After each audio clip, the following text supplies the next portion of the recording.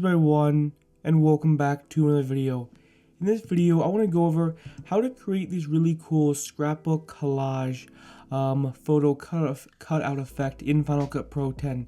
You can also call these kind of blend edits, graphic designs, but they're just these really cool kind of scrapbook photo cutout effects, which I think is a really cool idea. I just kind of came up with some of my own ideas, got some inspiration from some other people, but it's definitely a really cool feature, a really cool effect. It's kind of the opposite of like the Instagram carousel. Instead of scrolling through like 10 or 15 photos, you could actually just combine all these photos into one whole photo basically, and it's a really cool and really interesting effect. So hopefully you enjoy this video. I'm going to go ahead and just break down and go through every single one of these right here, and then I'm going to give you a basic overview of how to create this really cool effect. The first one I'll go over right here is this really cool shape one right here. Now in this section, I'm gonna kind of just give you an overview of how I created each one of these effects. So you can see right here, if I go ahead and just disable this right here, basically right here, as you can see right here, I have a background right here. So I have a custom generator, you can change it any color you want. Now on this top layer, I have a shape mask right here. So you can see right here, I just took the shape mask right here, go to the effects panel, and then shape mask. As you can see right here are the settings that I used, and then I basically just inverted the mask right here. And as you can see right here, I basically created a copy of this layer right here. So I create a copy, however I unchecked the inverted section right here, and then I moved it over here. So you can see right here, here is the shape mask right here. So now I can just move this wherever I want it to be right there. So it's a really cool, interesting effect. I'm not sure if I'm a big fan of this, but this is just a really cool idea that I saw. I want to just include this in the video. So you can see right here is the next one right here. So you can see right here, basically you have the background right here. So this is what it looks like without the background. So it's basically just a photo of the weekend right here. So as you can see right here, if I just disable all these right here, as you can see right here, it's just a photo of the weekend right there. And as you can see right here, if I take one of these right here, I'll click on the shape mask, as you can see, there you go. There is the shape mask right there. So I basically just use a shape mask to cut out or select a section of the weekend's head.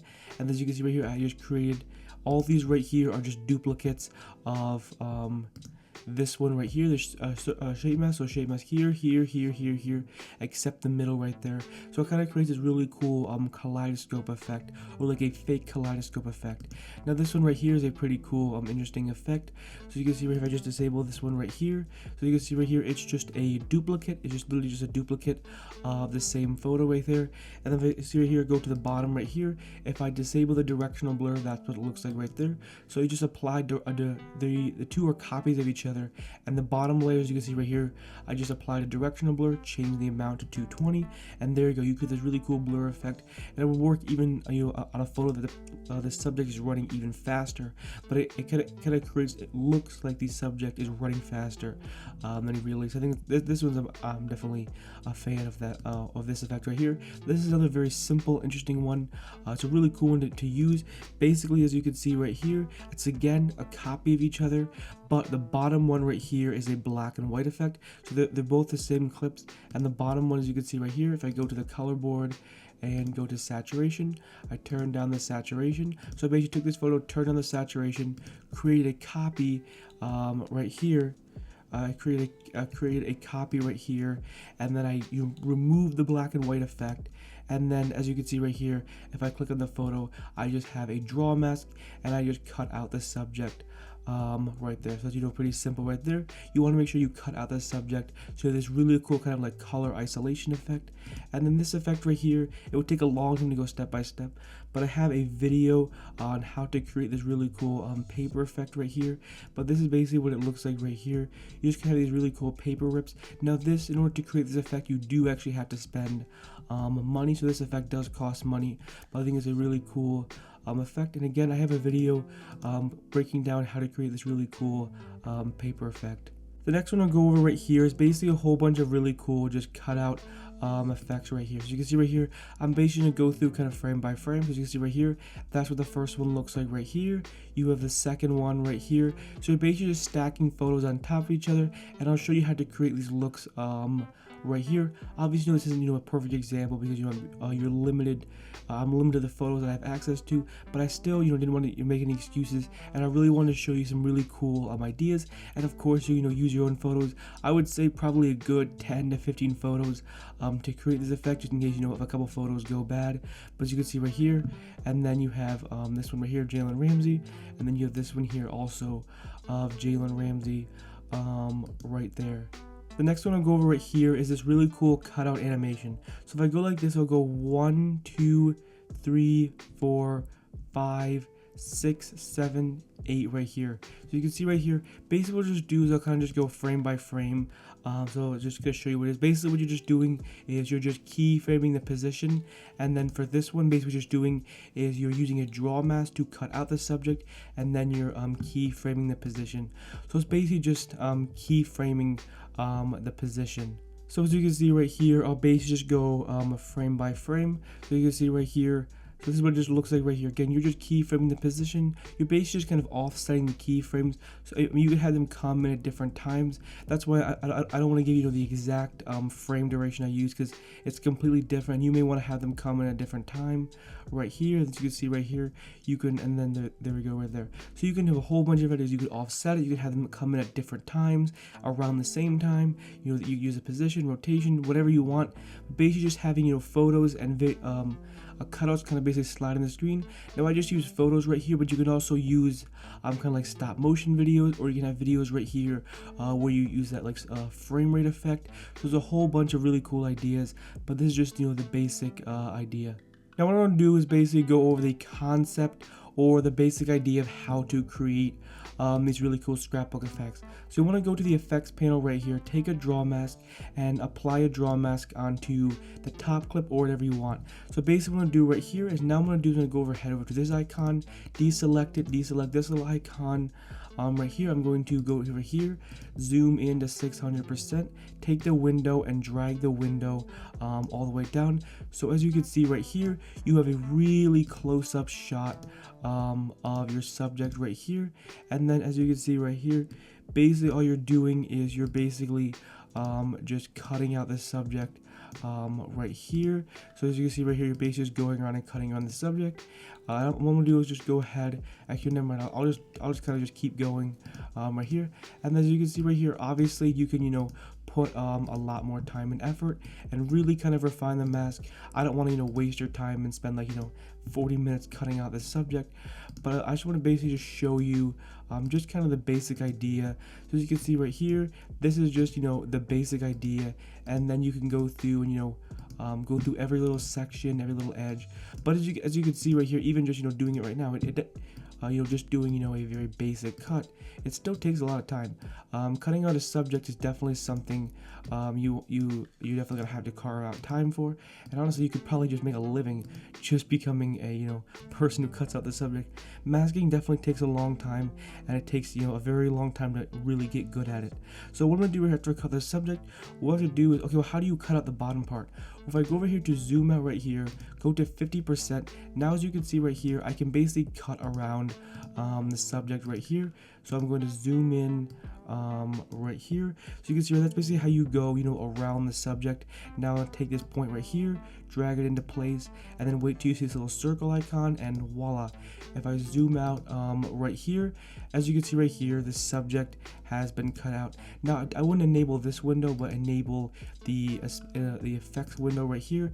So as you can see right here, I now have a cutout of the subject right here. So I was going to go ahead and just go over here and click V to disable right here, and there you go. As you can see right there, you have a cutout of Jalen Ramsey right here, and now I can drag the window all the way back up.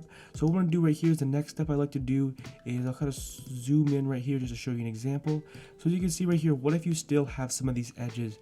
Well, obviously this isn't a very good mask, but I can actually go over here to feather, and I can now feather the mask. What I would suggest is between -1 and -3. I would say -2 is probably the best. But if you have really, really skinny edges, you're cutting out like, really skinny dreads or something, you probably want to only feather it to -1. I would always encourage you to feather it, even if it doesn't look like it needs feathering. I would at least feather it by like, -1 pixels. It's always good to feather because it may be something you missed. So just in general, and also the edges, when you feather, the edges become a lot smoother, so the image doesn't look like a really like harsh cut, like you just took with scissors or something and cut out the subject. It makes the edges look a lot softer. So what I'm going to do next is show you a really cool little tip. Is actually go over here to the mask. Now as you can see, I can actually just disable the mask right here if I want. But I want to show you a couple different ideas, or a couple things you might not know you can do with it. So if I go to the control points right here, if I go to the line right here, wait for this icon, I right click on it, I can actually click add point. So as you can see right here, I can now add a point if I want to. Now let's say I don't want that point. I can actually right click on it and then click on delete point right there. I can also go to the point, right click it, I can click smooth, I can smooth out the edges, or I can also click again delete point, lock point, or disable point right here. So if you just right click on the point, you have a whole bunch of really cool options. Now next I want to go over is basically this really cool feature that I didn't really know existed, or I didn't really know it made that much of a difference. So you can see right here the edges are really sharp right here. How do you smooth out the edges? Go to the shape type right here, go to here and click on B-spline. So watch the edges. If I click on B-spline right here, voila, as you can see the edges smooth out. So it's a really cool feature to be able to just smooth out the edges by using the B-spline tool. However, the problem is the B-spline tool also creates some other problems that you have to fix, and that problem is this right here. See this weird curve? If I go to linear right here, it's gone, but if I go to B-spline, the curve appears. So as you can see right here, I'll show you why. So as you can see right here, I'll go to linear. The reason that happens because it's trying to Final Cut's trying to do the math. It's trying to take this point, and this point, and create a curve. But because this point and this point are so far apart, the math is all messed up, and it's now creating this really weird curve. So to fix that, go over here, right click, and then just add points closer to the curve. So let's see how much of a difference that made.